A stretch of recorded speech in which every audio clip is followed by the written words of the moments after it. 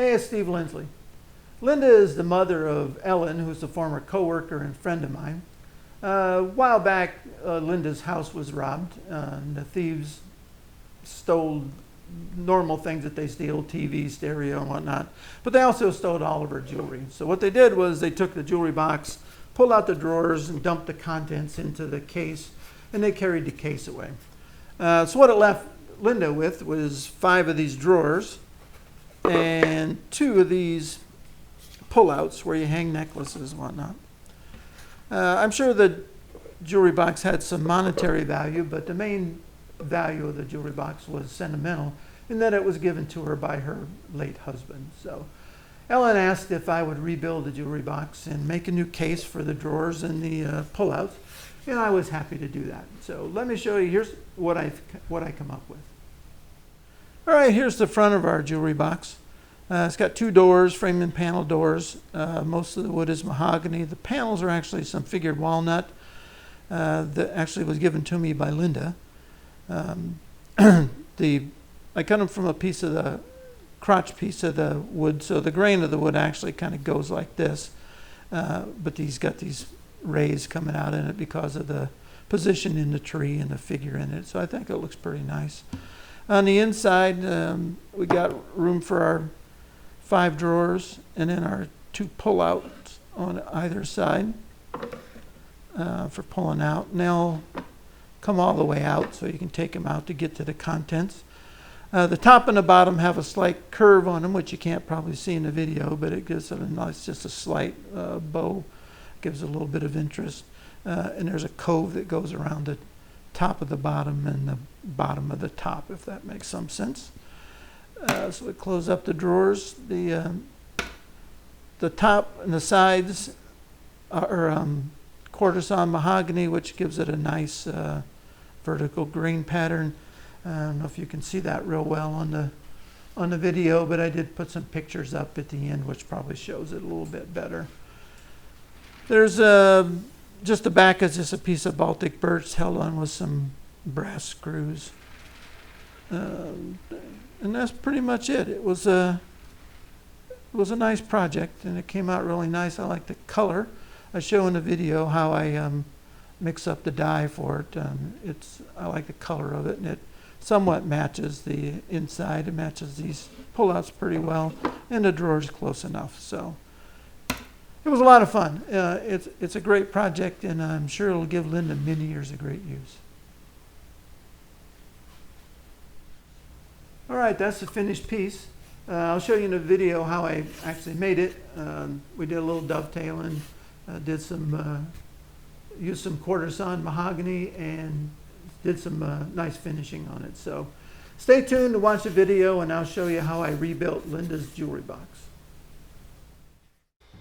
Here's the pieces for the main case. Is a piece of mahogany, which is a glue up with several pieces. I'll cut that in half for the 2 sides. For the top and the bottom, it's mainly pine faced with some mahogany.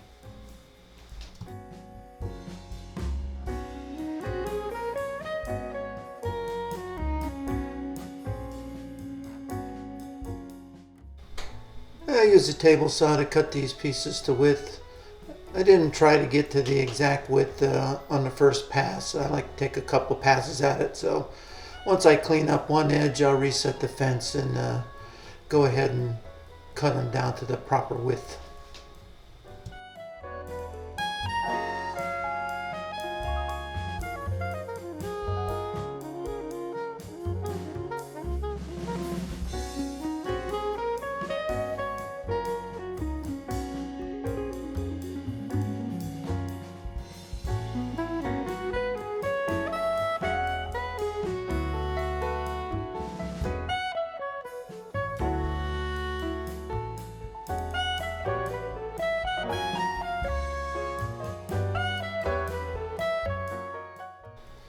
Using a miter gauge with an auxiliary fence, I squared up one edge and then cut the pieces to their final length. This piece I actually cut in half, so it would be the 2 sides.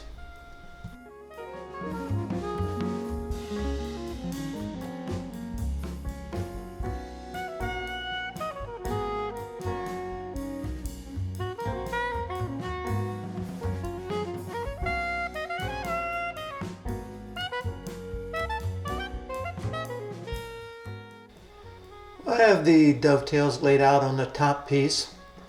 I'm going to use this little jig with the bandsaw and cut out the tails. It's just a matter of cutting down to the scribe line, flipping the piece over, cutting it again, flipping it end for end, and making this other two cuts, and then moving the fence over until the next tail or pin area, and just keep going until you get it all taken care of.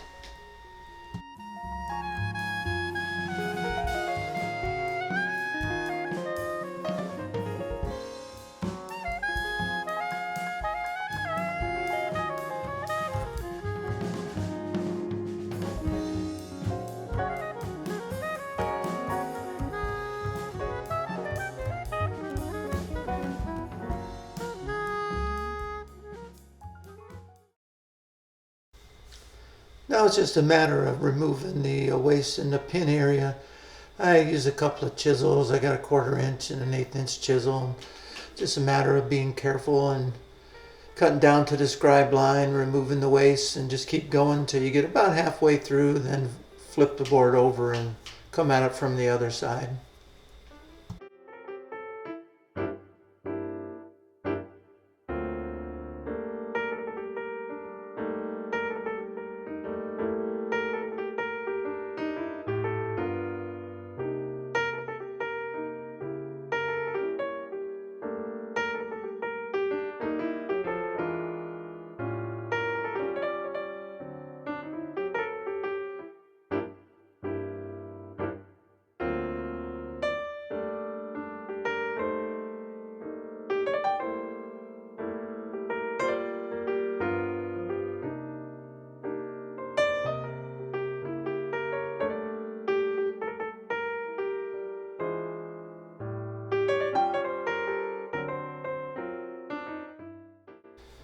With the tails done, I use them to lay out the pins on the top and bottom piece. I use this little pull saw to cut the pin out, and then just a matter of removing the waste between them. There's a lot of waste there. I tried to chisel one out, but I realized it was going to take a long time, so I didn't figure that I would go ahead and use the router, and which I did. So this is what it looks like once I finished one of them up.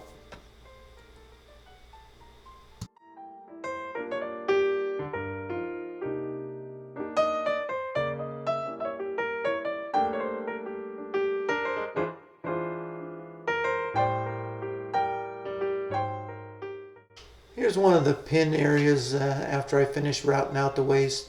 It's just a matter now of taking a chisel and cleaning up the waste that's left over until you get a good fit with the tails.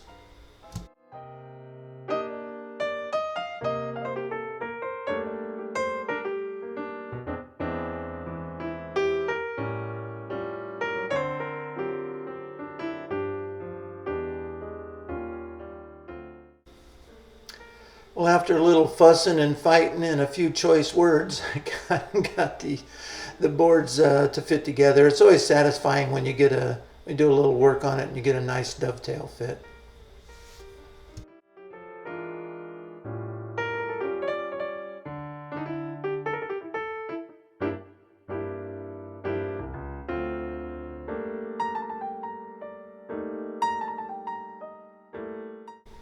I needed to make a structure to hold the 5 drawers that you see there, so I took a couple of pieces of Baltic birch and cut some dados in it, and then I got some dividers that are sized for the width of the drawers. So just a matter of putting that together with some glue and some pin nails, and made a nice structure to hold the drawers.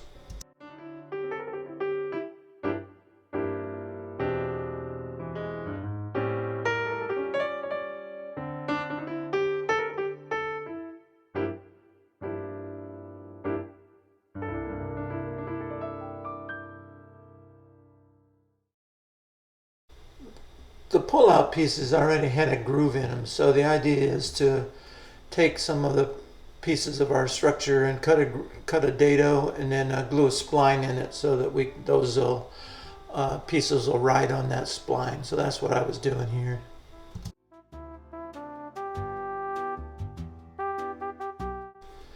Here's everything dry fit together. The pieces are too long still, but I need to cut a rabbet in the back of the case for the back piece of plywood before I can mark and cut those to final length.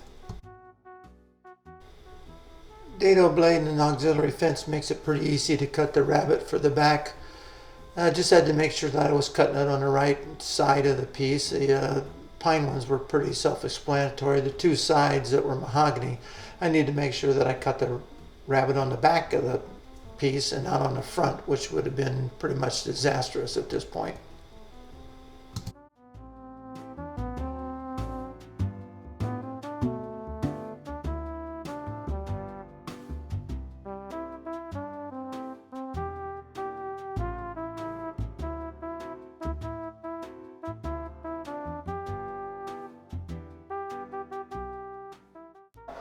After the rabbet was cut, I could mark the pieces for length and trim them on the table saw, and that's just a matter of putting them together with some glue and some pin nails.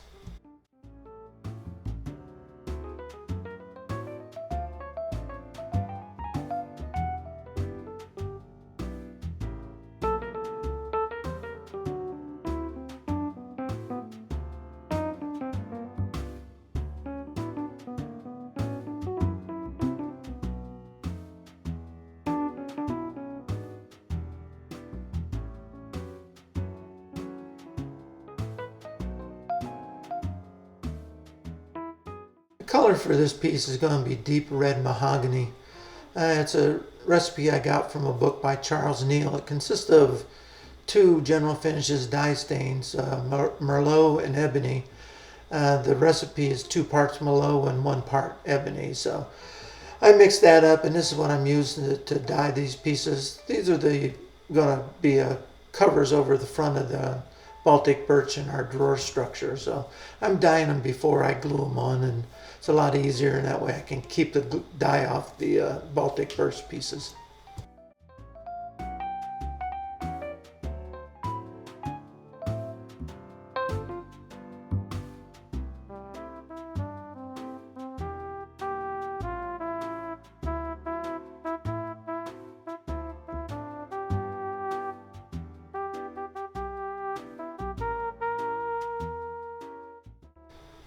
After those pieces dried, I did shoot them with a little bit of de-waxed shellac and a coat of lacquer, which is going to be the final finish on this piece. And it's just a matter of putting them on with some glue and a couple of pin nails.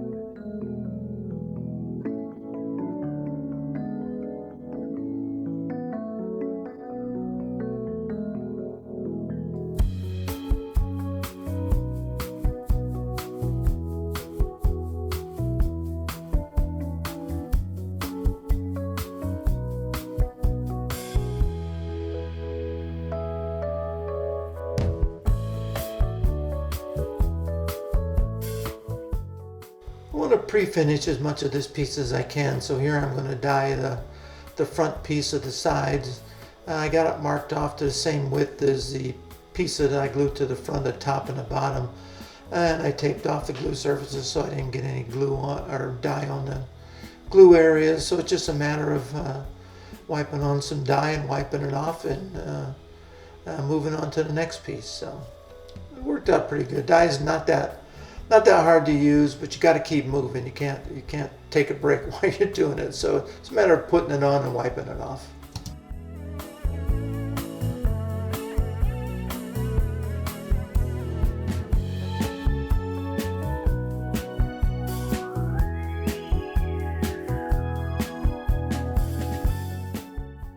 After the dye's dried, I like to seal it with some shellac, and the spray can is I bought at the home center is a 100% de-waxed shellac. So it's just a matter of spraying it, the interior pieces, and then I actually followed this up when it was dry with a coat of spray lacquer.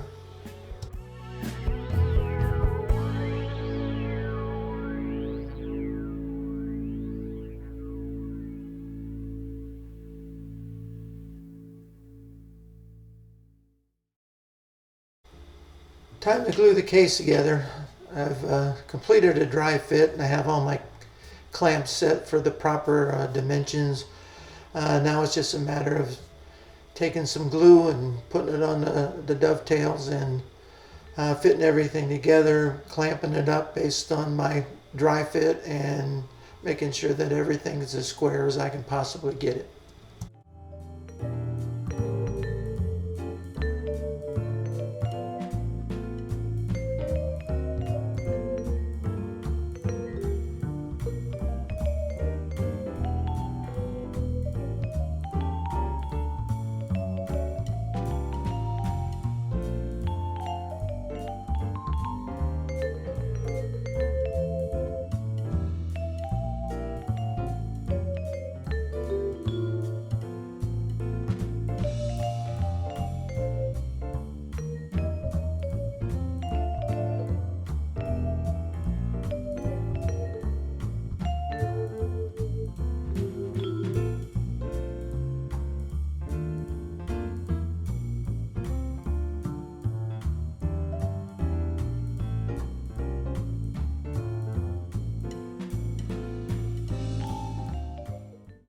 I like to leave the pins a little proud on the dovetails that I make. That way I can come back with a router and a flush trim bit and clean everything up, which is what I'm doing here.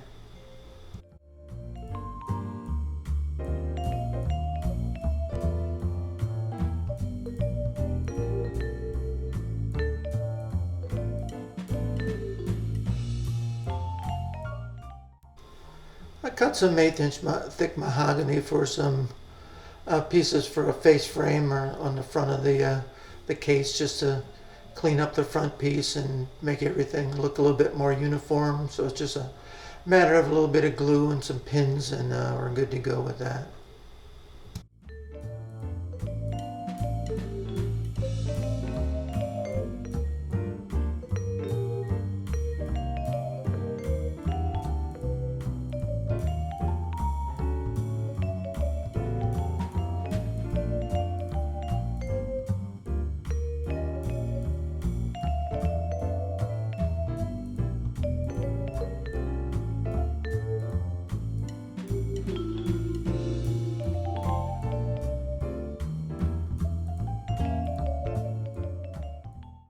There's a piece of Baltic birch plywood with a spline in it that's going to get put to the inside of the case so that the pull-out hangers can ride on it. I sanded off a little bit of finish. I'm going to put a little bit of glue on it. I got some oversized screw holes in the back so that the side can continue to move. And then I'm going to put a couple of pin nails in the front just to lock everything down till the glue dries.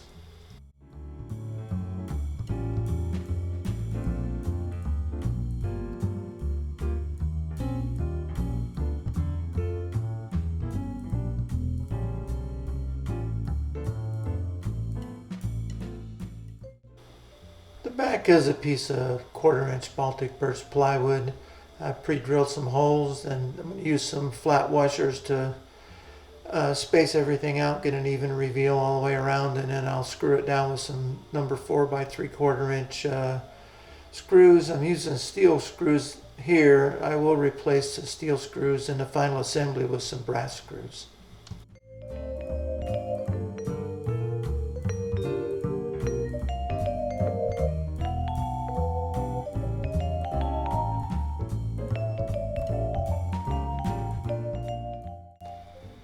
Time to turn our attention to the top and bottom piece.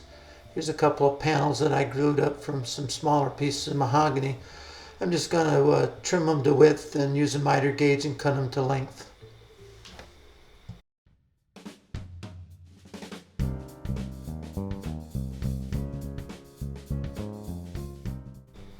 I want a slight curve on the front of the top and bottom, so here I'm using a plywood template.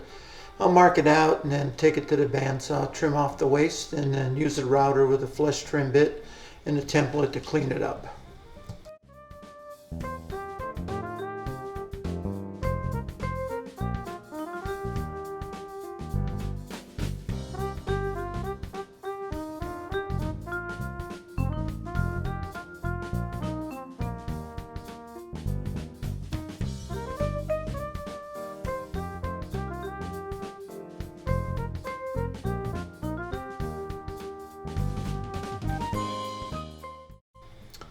I want a cove on the top and bottom piece, so here I'm finishing that up. This is the final pass, just a light pass to clean up any burning that might have occurred on the previous passes.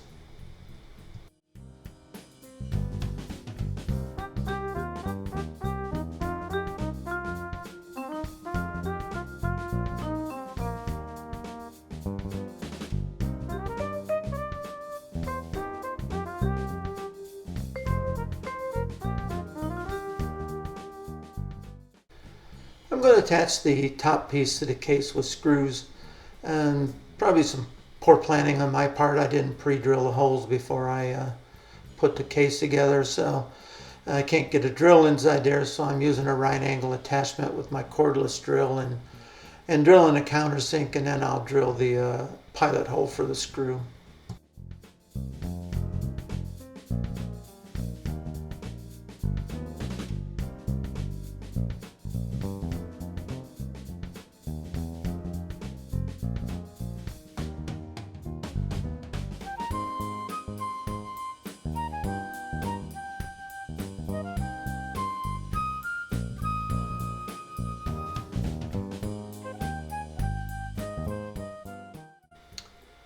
It's time to start working on the doors for this piece. They're just going to basically a panel and a flat panel door. Here I've taken these rails and stiles and I'm cutting a centered groove for the panel. I've already cut a couple of test pieces to make sure that I had the proper width. So it was just a matter of going ahead and then running the pieces for the door.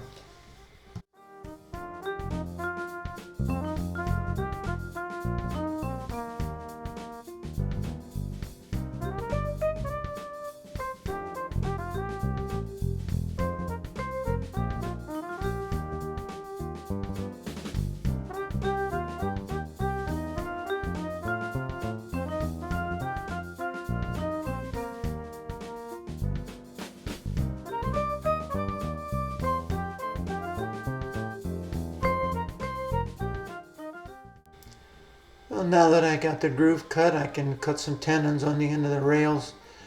I'm just using a dado blade and a fence. I did make some test cuts just to make sure that I had everything set up properly before I actually committed to my pieces.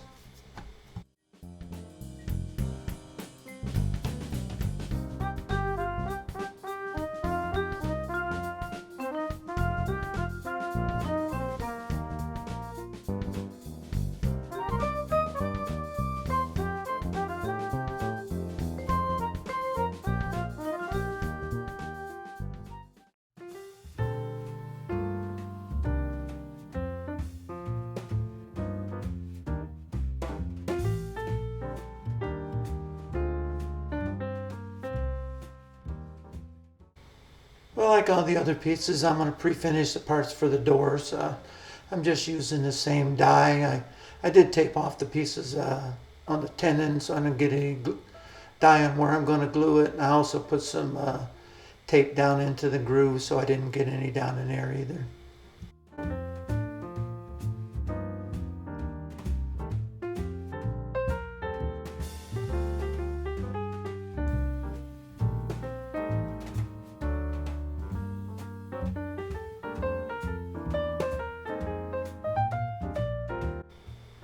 Time to glue the doors up. I'm putting a little glue on the tenons. I did put a little glue in the center of the top and bottom rail just to hold the panel in place. The panel is a piece of figured walnut.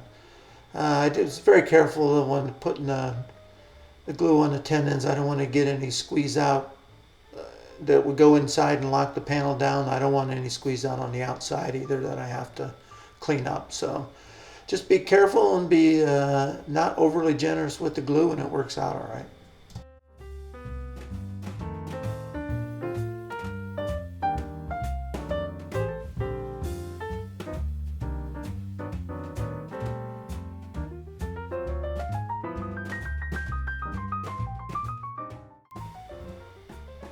Time to cut the hinge mortises. I made a little jig, and you really can't see it too well here, but it's cut out of 3 pieces of MDF. The centerpiece of MDF is the width of the hinge, so when I cut it, it should be the exact width of the hinge, and I just use a chisel to clean up the corners. And if all goes well, we'll get a perfect fit on the hinge.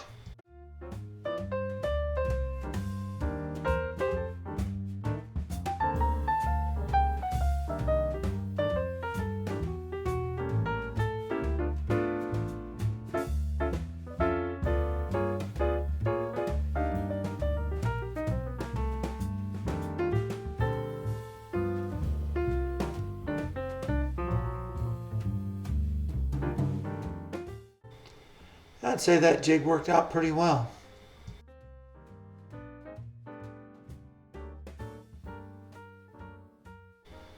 Time to mark the door for the hinges. I've got some business cards. I'm going to put them on the hinge side and see how many I can get in with the door pushed all the way to the top. I think in this case I got 5, which would have been nice if it had been an even number, but it wasn't. So I put 3 on the bottom and 2 on the top to set the gap. Tried to fit another one in there, but it didn't actually work out too well. So anyway, it's got it locked in there. Then I'll just take an X-Acto knife and mark the hinges.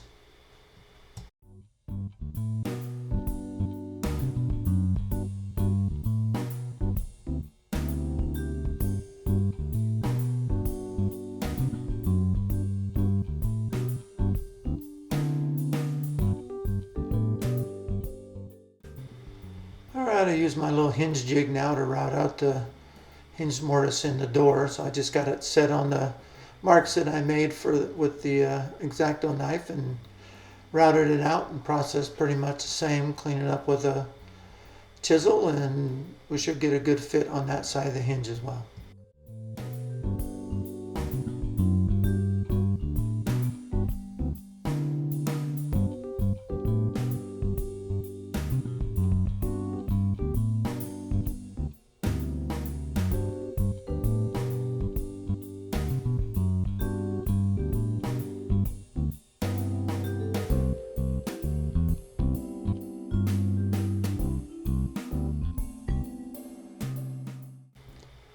Well, I got everything taken apart and sanded up to 180, and it's time to die the last pieces here. So I'm going to use the same die, and the process is pretty much the same as I did earlier. Just put it on and wipe it off, and we're good to go.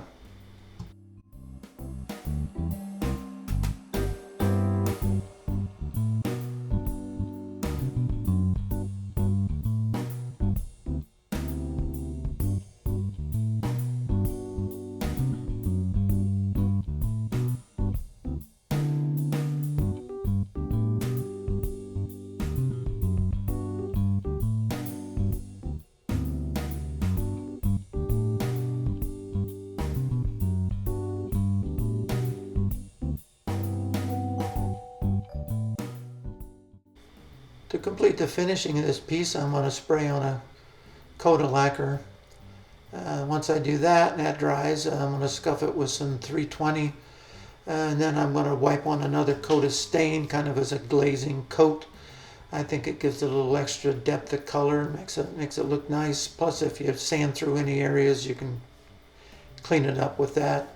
Once that dye is dry, then I go ahead and spray on 2 more coats of lacquer, and the finish on this piece is done.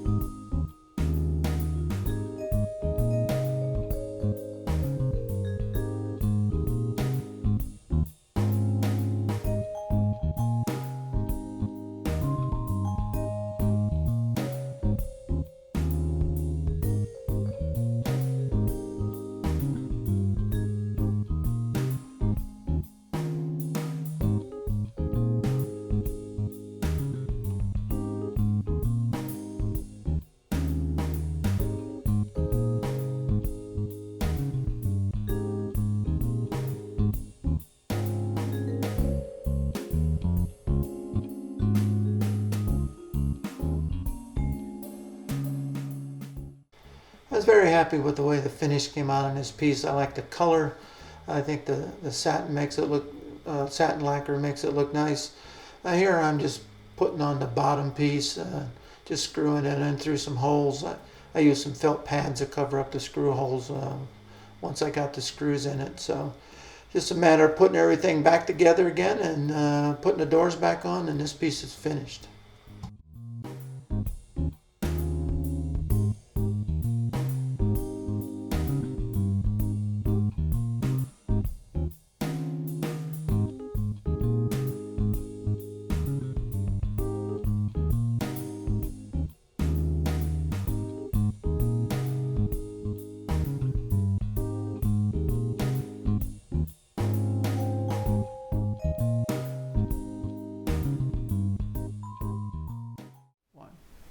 All right, that's how I rebuilt Linda's jewelry box.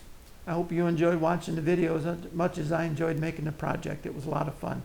I hope it gives Linda many years of great service. I'd also like to thank Ellen for giving me the opportunity to work on it. It was a challenge and it was a lot of fun, and I thank you very much for that. If you got any comments, please leave them down below and I'll get to them as quickly as I can. I put some photos up at the end of the video, so stay tuned for those. If you haven't already, please go ahead and subscribe.